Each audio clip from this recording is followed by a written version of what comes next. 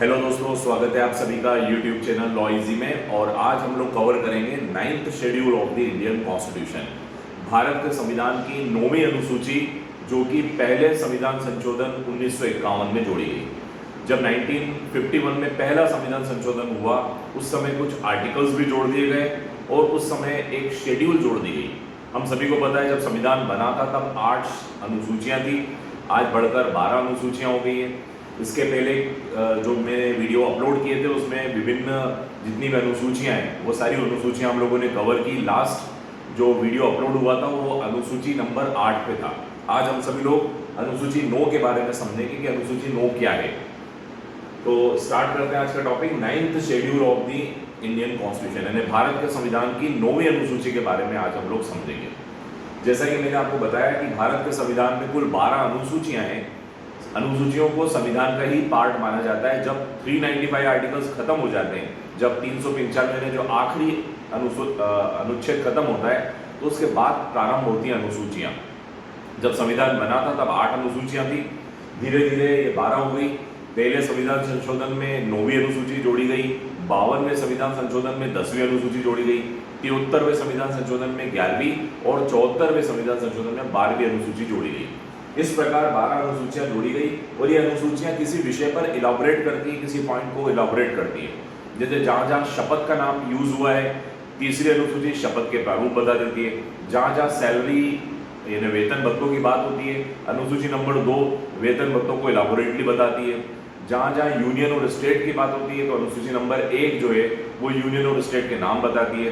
जहाँ union list, state list and concurrent list की बात होती है वहाँ अनुसूची नंबर 7 विस्तार से बताती है कि इस यूनियन लिस्ट में कौन से विषय हैं, राज्य सूची में कौन से विषय हैं और कॉन्करेंट लिस्ट में कौन से विषय हैं। तो कुल मिला के अनुसूचियाँ किसी पर्टिकुलर पॉइंट पर किसी पर्टिकुलर सब्जेक्ट को इलाबोरेटली समझाती है, इसी को अनुसूची कहा जाता है। ओरिजिनली ये वाली जो हम आज जो 9th अनुसूची पढ़ रहे हैं ये ओरिजिनली नहीं थी संविधान में, यानी जब संविधान बना था 1950 में तब नहीं थी, अगले साल 1951 में इसे जोड़ी गई। तो ओरिजिनली 1950 में अनुसूची नहीं थी। फर्स्ट अमेंडमेंट 1951 के जरिए 9वीं अनुसूची जोड़ी गई और इसके साथ एक आर्टिकल और जोड़ा गया था, 31A और B भी जोड़े गए थे।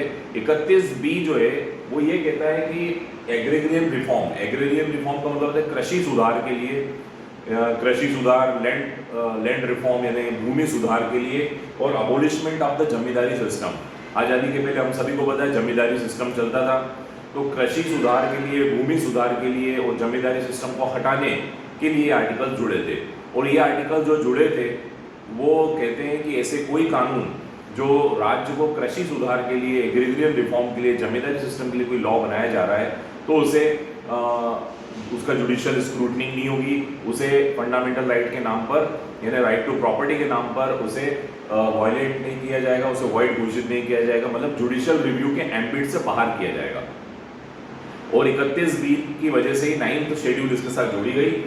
और ये बड़ी इंटरेस्टिंग बात है कि इसका रेट्रोस्पेक्टिव इफेक्ट बनाया गया। रेट्रोस्पेक्टिव इफेक्ट का मतलब पता भूतलक्षी प्रभाव, यानी ऐसा कानून जो संविधान मान लीजिए कि कोर्ट ने उसे अनकॉन्स्टिट्यूशनल घोषित कर दिया, लेकिन मान लीजिए कि वो कानून इन्होंने 9th शेड्यूल में डाल दिया, तो फिर ऐसी स्थिति में वो इनवैलिड नहीं होगा, वो वैलिड ही रहेगा, क्योंकि 9वीं अनुसूची में जो कोर्ट है वो उसे अनकॉन्स्टिट्यूशनल घोषित नहीं कर सकेगी। तो कुल मिला के 9वीं अनुसूची में उन कानूनों को डाल दिया गया जिसका जुडिशियल स्क्रूटनी नहीं हो सकती है, जिनका जुडिशियल रिव्यू नहीं हो सकता है, जिनको न्यायालय में चैलेंज नहीं किया जा सकता है। तो ऐसे कानूनों की सूची 9वीं अनुसूची में डाल दी गई, क्योंकि ये कृषि सुधार के लिए थे, लैंड सुधार के लिए थे और एबोलिशमेंट ऑफ द जमींदारी सिस्टम के लिए थे। तो ऐसे सेंट्रल और स्टेट एक्ट, भले वो केंद्र सरकार के कानून हो या राज्य सरकार के कानून हो, यदि वो 9वीं अनुसूची में आ गए हैं तो they can not be challenge in the court, यानी उनको न्यायालय में चैलेंज नहीं किया जाएगा। और ओरिजिनली 13 कानून, यानी जब पहला अमेंडमेंट हुआ था तब 13 कानूनों की सूची को रखा गया था। आज ये कानून बढ़ते बढ़ते 284 तक पहुंच चुके हैं। यानी अभी 9वीं अनुसूची को यदि आप देखोगे तो उसके अंदर बहुत सारे आपको लगभग 300 कानून आपको दिखेंगे जिनको न्यायालय में चैलेंज नहीं किया जा सकता है। 1951 में इसकी संख्या 13 थी, वर्तमान में 284 कानून है।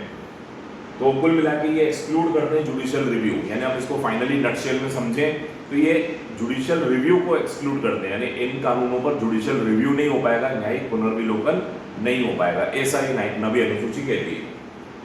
आइए कुछ केस लॉस की चर्चा करें। सबसे पहले Keshavananda Bharati versus state of Kerala का केस 1973, आप सभी को पता है। इस केस में बेसिक स्ट्रक्चर थ्योरी के बारे में बताया गया था, संविधान के आधारभूत ढांचे के बारे में बताया गया।